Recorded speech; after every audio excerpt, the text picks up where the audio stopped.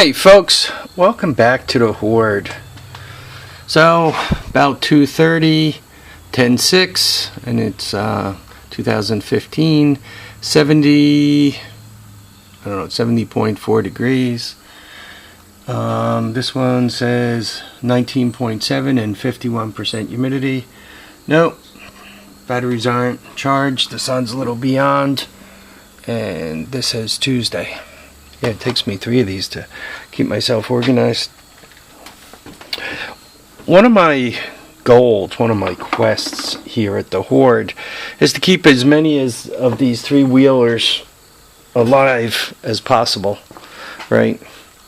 And given the fact I can't own all the 3-wheelers ever created, I'm going to need some help from you guys out there in the field, obviously. You guys are going to have to buy some of these and keep them alive.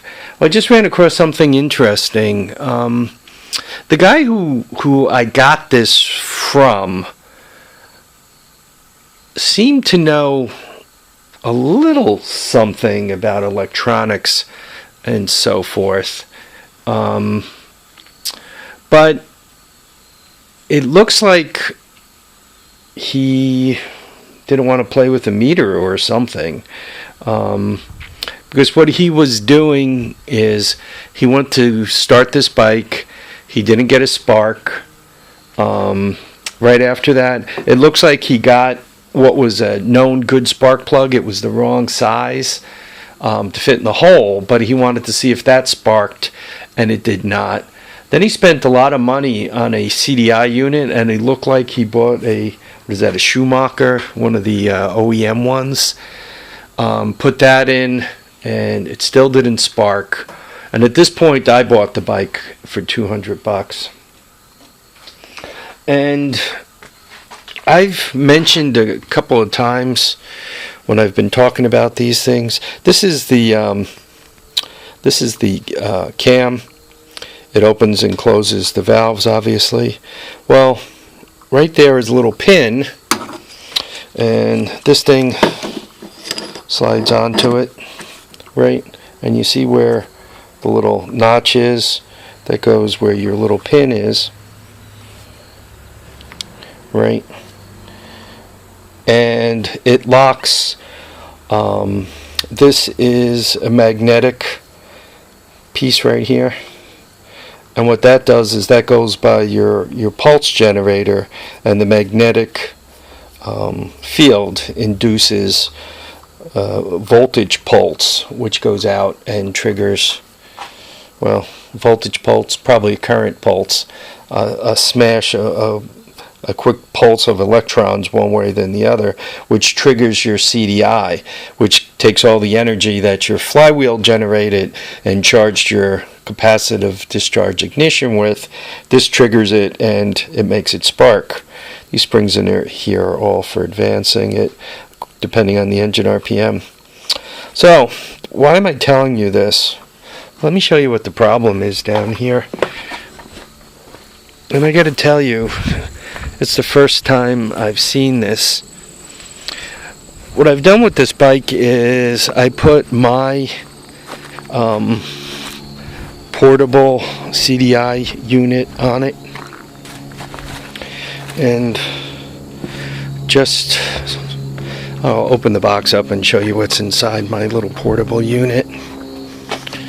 But I took my little portable unit and I hooked it up to this thing, and the only thing this thing needs from the engine is ground, right? And it needs a pulse from this thing. All it needs is a pulse, and it'll fire the CDI unit. What's inside this CDI unit? It's basically a self-contained unit. I'm down to 1 screw. I lost all the others. What I have in here is a switch to turn it on and off, right? And the switch has a little LED on the end of it. I don't know, could you see the LED?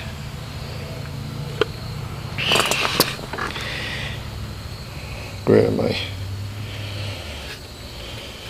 There you go. You can see the LED lit up on the end of it. Might as well put a cool switch on it. That's how I know it's turned on. So I have 12 volts worth of batteries. 1, 2, 3, 4, and there's another 4 underneath, which gives me 8 batteries times 1.5 volts, which gives me my 12 volts worth of batteries. This is a CDI unit off of I think it's a Honda scooter. I got it on eBay. 12 volt DC powered CDI units. So the 12 volts powers the CDI unit. Right, I have the coil right here. So obviously these 12 volts go into the CDI unit. It pumps it up nice and high. Then it comes out the coil, and that turns the 12 volts on and off. So all this thing needs is a pulse from here, and it would fire. So anyway, I hooked it all up, pulled the string, got no spark. I'm like, wow. Then I checked this again, and I got my 30 ohms across, and I said, wow, this thing appears to be good. The pulsar appears to be good. Why am I not getting any spark? And you guys probably already guessed by now.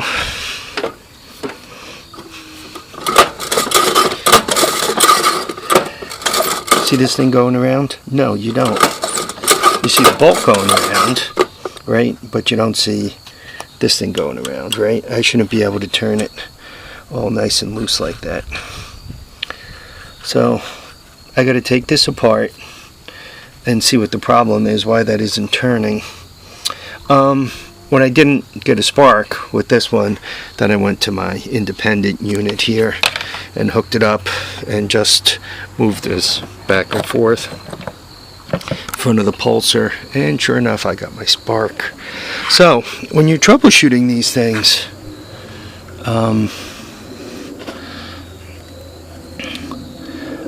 you really got to take your time and put some effort in. You really try not to get into the point where, you know, you're replacing these pieces. He said he paid heavy money for it. I don't see, it doesn't say Schumacher on it. It is an aftermarket. It may have come from somebody who charged him a lot of money for it, but I doubt it's as good as the OEM. Anyway, yeah, he couldn't get this thing running, and he couldn't figure out what its problem was. Where if he would have gone to the internet, he would have realized, check this, 200 ohms, check this, 30 ohms, right? Check ground to make sure your engine's hooked to your frame. And after you do that, now it's a matter of, what is it? Is it this guy? Is it this guy? You know, what's going on here? At that point, he probably, my next step, if I didn't have a portable unit and all, I probably would have started thinking about, let me check the timing before I buy anything. And if I would have checked the timing, I would have realized that that's where my trouble is. When I get it all apart, I'll show you guys what's cooking. I'm not thinking, I mean, unless this comes apart easy. And it's not. Wow, they don't have to be that tight. So anyway, I'll take it apart and see what's going on. Sorry to do this in a bunch of little videos. I don't really have the editing thing down pat yet. Alright folks, I want to thank you all for watching, commenting, subscribing. Remember to keep your feet down, keep your head up. And guys, remember to get out there and enjoy all your days. Thanks for all your support and help. And just hanging out and watch my videos. Take care now, folks.